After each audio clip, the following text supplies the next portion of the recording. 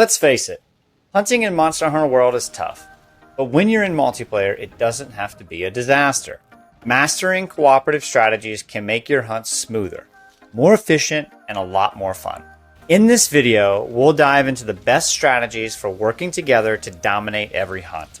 From healing your team to perfect trap setups, I've got the tips that will make you the MVP in multiplayer. Ready to become a multiplayer pro? Let's jump into the best cooperative strategies in Monster Hunter World. I want to divide this video into two major sections of cooperative strategies. First, we'll cover strategies that work best when you coordinate with your team, like when you're hunting with friends or a squad. Then we'll move on to strategies that you can implement when playing with random hunters, because let's face it, sometimes you're flying solo in a team game. And stick around to the end, because I'll be sharing a bonus strategy that might just change the way you approach every hunt. Team strategies tip number 1, wide range skills. This is essential for multiplayer hunts. When one player uses wide range, potions or antidotes affect nearby teammates. But if you really want to keep your team alive during those chaotic moments, stick around for the next tip. It's all about instant team-wide healing that can make or break a hunt. Up next, we have Dust of Life Chain Reaction. Imagine this. Every player carries Dust of Life, and when things get rough, each player triggers it one after the other. You create a healing chain that keeps everyone alive during the toughest battles. Now, ever been in a situation where you and your team are one hit away from fainting? This tip ensures everyone stays in the game. Strategy number 3 is having a dedicated support hunter on your team. It can make a huge difference. This player focuses on buffs, healing, and using crowd control items. With tools like Dust of Life, Demon Powder, they keep everyone in the fight while others focus on damage. But keeping your team healed is just one piece of the puzzle. What if you could control the monster's movements? Strategy number 4 is around coordinating monster mounting. Assigning one player, typically someone with an insect glaive or a sword and shield or something with good vertical mobility, to handle mounts. When they succeed, everyone should be ready to pile on the damage during the knockdown.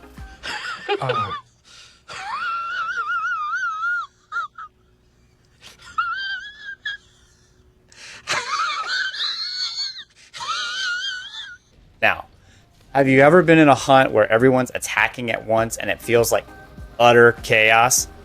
By focusing on mounts, you can bring the chaos under control. Strategy number 5 is around staggering attack rolls. Split the team based on weapon types. Heavy hitters like Greatsword focus on big damage, while faster weapons like Dual Blades deal consistent damage. Now, want to know how to make sure your team is always dealing damage and never missing an opportunity? The next tip guarantees it. Strategy number 6, Elemental Exploit Strategy. Before heading into a hunt, coordinate with your team to bring weapons that target the monster's elemental weaknesses. For instance, against a fire monster, everyone can equip ice element weapons. This makes the fight faster and more efficient. If you're not using this strategy, you might be leaving tons of damage on the table. Don't miss this crucial advantage. Team strategy number 7, Trap Lockdown. Traps can be a game changer when used correctly. With the Trap Lockdown strategy, team members take turns setting traps to keep the monster immobilized. This gives your team plenty of time to deal uninterrupted damage. Do you want to know how to control the monsters even further and guarantee your team never misses an opportunity? It's coming up next. Number 8, Flash Pod Control. Assign one player to manage flash pods during a hunt. These can interrupt monsters mid-attack, stopping dangerous behaviors like flying or charging. Have you ever seen a flying monster escape right when you're about to land the final blow? With Flash Pod Control, that'll never happen again. Strategy number 9 is around stun coordination, or KO lock. Stun coordination is all about timing. Hunters using hammer or hunting horn should focus on stunning the monster by targeting its head. Seriously, insect glaives, dual blades, stay away from the head, especially when you have a hammer or a hunting horn on your team. Just go do your job over by the tail and cut that thing off. Now, Once the monster is stunned, the entire team can go all out with heavy damage while it's incapacitated. We've controlled the monster's movements, but what if I told you we can ensure even more damage by breaking key parts? Stay tuned. Strategy number 10 is around tail and part breaking rolls. Assigning part breaking rolls ensures that your team is maximizing rewards and damage opportunities. This is furthered by dedicating people to use the part breaker skill on their hunters. Now, one player can focus on cutting the tail while another focuses on breaking the head or legs. This way, every valuable part is broken, leading to better rewards. If you've ever wondered why you're not getting the best rewards, this strategy is key. Up next is aggro management. Aggro management is most heavily influenced by some of the shielded weapons like gun lance or heavy bow gun, who draw the monster's attention.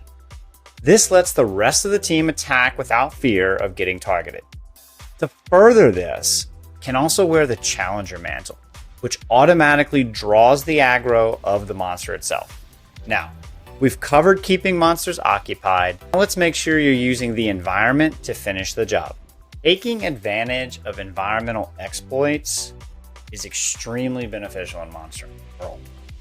Whether it's dropping rocks on the monster's head or leading it into the vine trap, the environment can provide huge damage or immobilize the monster for free hits. Missing these environmental exploits is like throwing away free damage. Make sure you're using everything around you to the fullest, and make sure you're notifying your team when those environmental exploits are available. Up next is coordinating your sleep bombing. You know how at the tail end of a hunt where the monster goes to its little environment and it goes to sleep and everybody wakes it up with a big bang? Well, what if I told you you could do that during the hunt with everybody on your team? And that's just bringing along someone dedicated with a sleeping weapon. So coordinated sleep bombing is a high damage strategy that can turn the tide of the battle. One player puts the monster to sleep and the rest of the team sets up bombs for a massive wake-up attack. Have you ever seen how much damage a perfectly timed wake-up hit can deal? This strategy might just win you the hunt. Let's take a moment to thank our sponsor, Sarah Jerky. This jerky is over 200 grams of protein and Meowscular Chef approved. If you're feeling a little red barred or bloodied up, just take one quick bite. It'll fix you right up. Now, let's get back to it, hunters. Now that we covered all the strategies that you can execute with a good coordinated team, what happens if you don't have a team? These next few strategies are for players that just like to jump into random lobbies or are playing solo and just need a little help. Up first, this strategy is kind of reiterated from before, but it's ever more important whenever you're a random player. Everybody loves just a random heal. I promise you. Even when you're not communicating it. Even in the hunts with random players, you can still support the team by carrying Dust of Life. It's a quick, easy way to heal everyone without needing communication. Ever saved a whole team without saying a word? Now you can. Strategy number 15 is another one that I'd like to reiterate because you can still leverage this while playing with randoms. And it's utilizing the flash pods. Flash pods are a lifesaver when playing with random players. If you notice the monster flying or preparing a dangerous charge, use a flash pod to stop them. It helps the whole team, even when no one's coordinating. Now, let's get on to some of the newer tips. Strategy number 16, play defense if the team is struggling. When you're playing with randoms and notice people carding, switch to a defensive style. Use a weapon with blocking capabilities like lance or gun lance and focus on staying alive. And if you're not very good with those weapons, take the weapon that you are using and put in a more defensive build. This way you can keep supporting the team and avoid unnecessary cards. Strategy number 17 is around focusing on tail or leg damage. When hunting with random players, it's best to focus on parts of the monster like the tail or the legs, because other players might be targeting the head or wings because that's just what they do and those are the most attractive parts of the monster.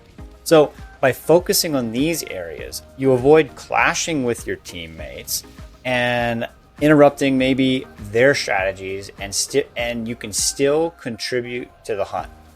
One extra bonus for this particular tip is if you have a heavier hitting weapon, focus on clutch clawing and weakening those body parts. That way you can do just as much damage in the tail and leg area that you do to the head. Close, almost. Strategy number 18 revolves around what you can do pre-hunt, and that's eating for feline insurance. Now, just one hunter on the team can use feline insurance, and it actually goes away after one use, no matter who carts and receives the benefit. But each time you can eat, you can guarantee the procking of feline insurance if you're using a gourmet voucher. And that will ensure that your team, even though you're playing with randoms, has an extra cart. Strategy number 19 is around don't overlap traps. When hunting with randoms, avoid placing multiple traps of the same type in a row. So if you notice a player place a shock trap, then you put up a pitfall trap. That way, the monster builds up less of a tolerance and you can avoid based on what you saw the other player do. Overlapping traps can waste your valuable resources because the monster gets immune to it and eventually breaks it a lot faster. So basically, watch what your team does and do the opposite when it comes to placing traps, and it will increase the time that you lock down the monster. This final tip is probably the most important thing for hunting with randoms, and it's watching for mounted monsters. When one of your teammate mounts, don't attack the monster. Let them complete the mount. I can't tell you how many times someone has hit me with a flash pod or hit the monster with a hard hit, knocking me out of my mount.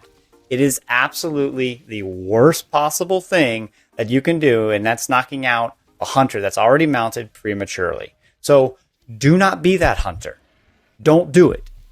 If they mount, let them finish, and you will be everybody's favorite. I promise. Guaranteed. And finally, as I promised, the bonus tip that will change your approach to everything and make everything better is around assuming that you're not the best player on the team. Let's talk mindset. One of the most important strategies I use isn't about the mechanics or items. It's about how I approach every hunt. I always assume that the hunters I'm playing with are better than me. This might sound a little strange, but hear me out. By assuming they're better hunters, it forces me to think, how can I support them? How can I make sure they're in the best position to succeed? That mindset keeps me focused on healing, setting traps, or creating openings so they can deal the most damage. The reality is, even if I'm the better player, this mindset ensures that I'm uplifting the entire team, not just looking out for myself. And that's what makes every hunt more successful. Now that you've mastered these cooperative strategies, your team hunts are about to get a whole lot smoother. But what if you're still struggling with carting and surviving those hunts?